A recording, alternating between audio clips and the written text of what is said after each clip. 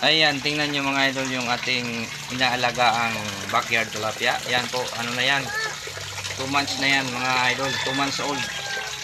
Yan po yung ating konting pinagkakalibangan dito sa ating, sa likod lang po yan ang bahay ko.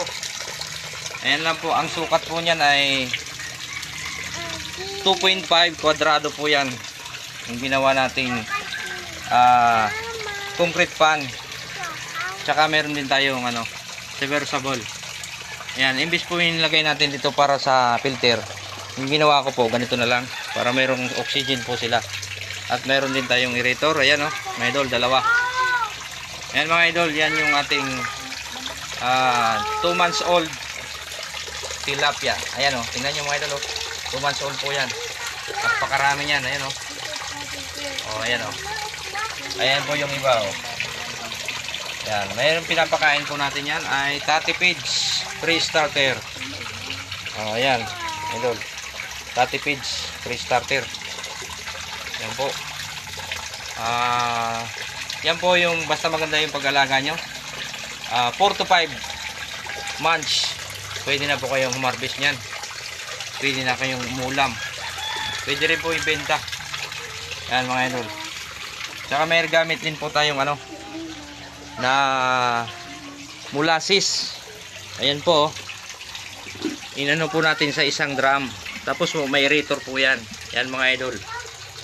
Molasses po yan para vitamins ng tilapia. At meron po yung aqua nutrifying with pitching odor. Ninahalo din po natin dyan para ilagay po natin dito sa ating concrete pan. Maglalagay po tayo ng ilang salok lang nito everyday para po pang vitamins ng ating tilapia.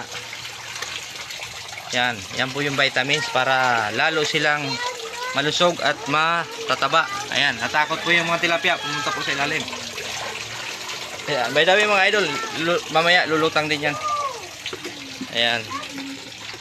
Yan po ipinipermint natin ng isang araw bago po natin lagyan ng molasses para po lalong mabuhay yung good bacteria. Ayan, once again mga idol, yan na muna ating vlog. Don't forget to subscribe sa ating channel para mayroon tayong makabagong update sa ating YouTube channel. Yan, maraming salamat sa inyo mga idol. God bless sa inyo at magandang buhay. Happy farming.